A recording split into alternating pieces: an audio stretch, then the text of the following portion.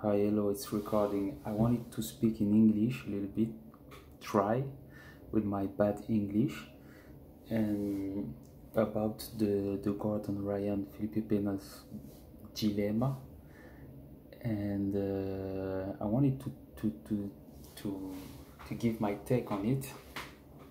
So, what I think is that Gordon Ryan is fucking good at what he does, which is winning at jiu-jitsu, at grappling. Yeah, he's very very good. It's impressive, it's technical pra caralho, né? Isso, this, there's no doubt about it. He's fucking good at grappling. He's very technical. Sorry. He impressed me a lot against Marinho and against Jimenez.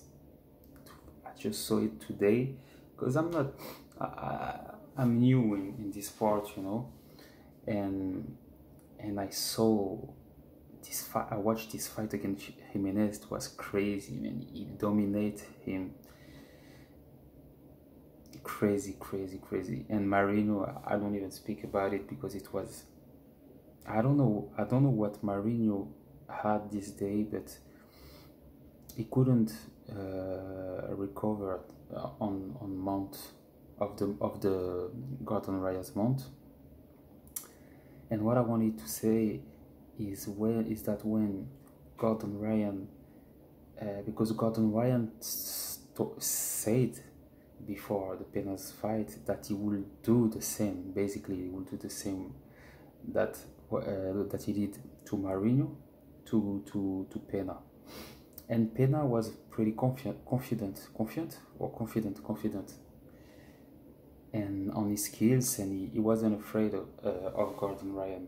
And what I think happened is when the fight against Pena happened, directly in the beginning, Gordon Ryan tried to mount Pena's, and he almost did, but Pena didn't make the mistake that Marino did, because Marino was completely like, he was like with a face like this, and he wasn't trying to do anything, just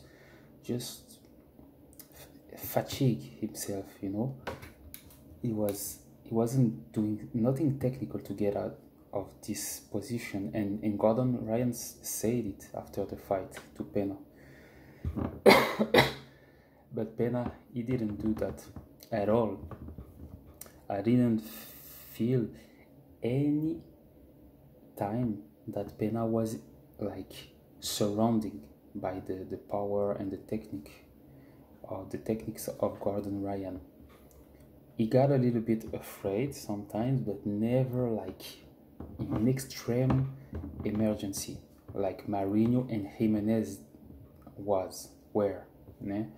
Because Jimenez, the fight against him, I think he broke his fucking arm. Gordon Ryan broke Jimenez's arm for sure, no doubt about it. He broke his fucking arm, and yeah, Gordon Ryan is no joke, and Jimenez, he didn't want to. He was a little bit cocky, I think, during this fight, Jimenez, because he was mounted and he was staying like calm like this. No, come on, man, don't stay with his face. He was like with his mouth closed. During he was below Gordon Ryan. Gordon Ryan was mounted him. He was like, yeah, like, everything is okay. Nah, man, everything is not okay. You're like, you want to breathe, you want to get out of that position, and he tried the first time to armbar him. I think Ryan was pretty nice the first time he armbarred him. He was pretty nice. He didn't want to break his arm. He said it after the fight. The second time Ryan got his arm, he said, "No, this time, my man, you're a little bit cocky. I'll let you one chance. You didn't tap this one. This time I'm gonna break your arm." he broke his arm. He broke something. He was like this. He was with his arm, and I don't know. I watched it again. I don't know how he tapped. I think he verbally tapped. I think because I didn't see it tap, and I saw Ryan like let it go. So you know, sometimes I think, who is Ryan? You know, what is this guy? Is he cocky? Is it pretentious? But watching this fight against him, I think he could easily like broke his arm, but like quasi almost dismember his arm, you know, because he was in total control, and Jimenez didn't let go, so he could have like do some damage, crazy damage, but he didn't. You know, he didn't, and that let me know that maybe Ryan is a better guy that I think, and I was talking about Pena's fight. When he got Pena in month, Pena stayed calm, but nothing to do with Jimenez or Mourinho or who else. He got directly in technical shit, you know. He blocked the hip of. He was concentrating on the hip escape of Gordon Ryan, and he did right away. Right away, you know. Pena is no joke, man. He's very, very technical. He's very good, very flexible, man. He's no joke. He's no joke. But the dilemma is that we don't know if Pena stopped the fight because he was too concentrated, too affected by the loss of Leandro Lowe. So everybody is like wondering what the fuck happened, you know. And I think most of the people, sobretudo in in USA, they take the Gordon Ryan part, you know. They say, yeah, he fatigued him, so Pena was too tired, and so Gordon Ryan stayed the king, you know. But I don't think. I mean, it's not that I don't think, but I don't think it's that easy.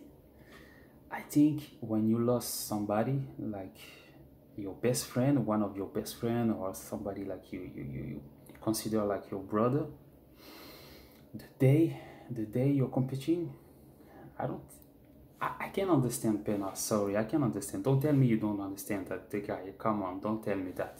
Don't tell me that Pena was.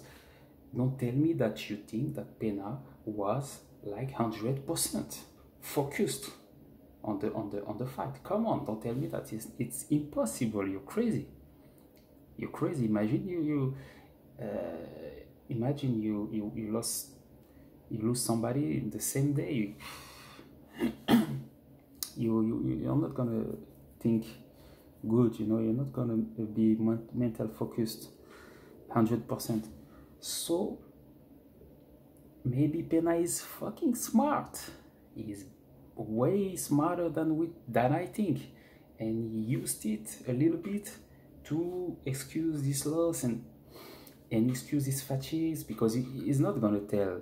He didn't say that he quit because he was tired. He said he quit because he wasn't focused, and he wasn't mental well, you know. So maybe Pena is hiding something, you know. He's hiding he's hiding that he stopped because he quit because he was tired. But really, it would be crazy for him to do that. It would be crazy to speak about Leandro death, cry like he cried after the fight. All this as a comedy. I mean, you think that? Do you think that a guy like Pena can make a comedy crying the way he cried? I mean, come on, please. We're all human, you know. I mean, grappling is good, okay, but I mean, this is not everything. It's just a sport, you know. I don't think he's gonna mix unless he's crazy. Unless he's crazy. I mean, he's not gonna play with Leandro death to excuse the loss and the fact that he quit against Gordon Ryan. I mean, if that goes beyond my imagination, that goes beyond that. I can't even imagine that. I mean, just a crazy man that out of his mind could do that. I mean, please, I don't know how people can think like that, can think it's possible that he did it on purpose. So that's it. I hope you understood me. My English is fucking bad, man. I don't speak English. I never speak English during the year. I'm French. I never speak English. I speak better, I think, Portuguese, I think. But this whole shit happens in USA, so we have to understand a little bit. We have to, and you know what? In France, we all watch the best. Who are the best? Brazilian and American right now. So we all in English channels, YouTube channels, and we all listening to Gordon Ryan, to Craig Jones. By the way, just to finish, for me, the Gordon Ryan is impressing me a lot. But to me, who I liked a lot is the two Australian guys, Lachlan Guile. You say Lachlan Guile, Giles, I don't know, and Craig Jones. Man, these two guys, I can't even say who is the best against between them, because I mean it's crazy. It's encyclopedia, you know, like they know too much things, you know, and they both have their own style, you know.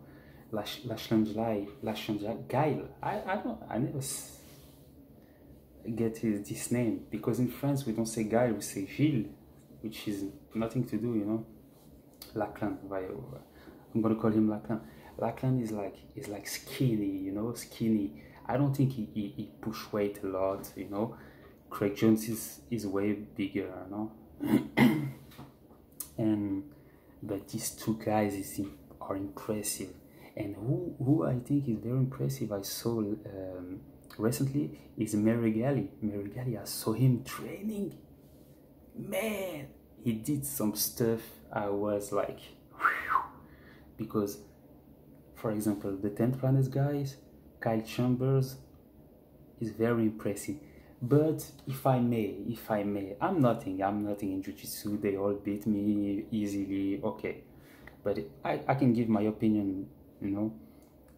Kyle Chambers, you know what I think about this guy, Kyle Chambers? I think he's one of the best. I tell you the truth. Look, listen to me. I think Kyle Chambers is one of the best of them all. But I think he has a weakness on his mindset. You know what I mean? I think maybe technically is the best. Maybe, sorry, I'm mixing Portuguese in English. The word comes in Portuguese first. I think Cat Chambers is the best technically. He has a leg lock game off the roof, you know. But I think he has a mind.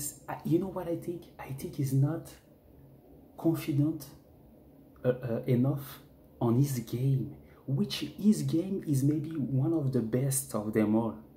But he's not confident enough, because I see what he does in training camp, and what he can do, and when it comes to the fight, I feel like a barrier. No, a barrier. I don't know how to say that, a barrier. I feel like something is I don't know how to say this word. I don't know. Something does that he he don't do that, you know. He don't put in practice his skills that he have in trainings, because I think, sorry, I like him, I have nothing against him. I think he's a little bit scared to make a wrong move, and I understand him. And I repeat, I'm nobody. I'm not judging the guy. I'm not talking shit about the guy. It's just like a feeling, you know. I think he's a little bit scared of what he of like doing a bad thing, a bad move, and be submitted, which I think is wrong, because he's one of the best. If this guy could like um, be confident 100%, like he is in training camp, in fight, I think he will be like he will be like Gordon Ryan style, you know, because Gordon Ryan, he doesn't give a shit. That's his strength. That is his strength too. Not only, but too. He doesn't give a shit, man. He comes there and he does what he do, exactly what he do in training, because he's confident 100%. That's why he's so cocky, he is, you know, and that's one of his strengths.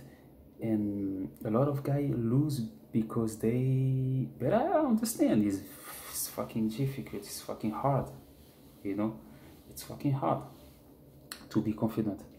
And but I think a guy like Kyle Chambers he has everything. He has everything to be confident. He has everything. Sorry, he has all the skills. I mean, his leg lock games are crazy. His flexibility crazy. I mean, strength crazy. What? He's tall, fucking tall. You know, and he's just missing that, I think. And to come back with Lachlan and Craig Jones, they're one of my, I think they're the both favorites, my favorites, grapplers, because they have something, you know. They come from like the other side of the fucking planet, you know. They come like it seems like they're coming from another planet, really, because Australia is like, imagine I'm in France, you know. Australia is not a planet to me. It's not, I mean, they have crocodiles, they have animals, it's scary there, you know. And to me, it's another planet. And they bring a jiu-jitsu, a grappling, very, very different, and they very confident. Lachlan guy, I mean, his fight against Muhammad Ali, look, man, it was David against Goliath, you know, and he wasn't scared at all. He went straight to the legs, and he got it. Almost snapped his fucking ankle. So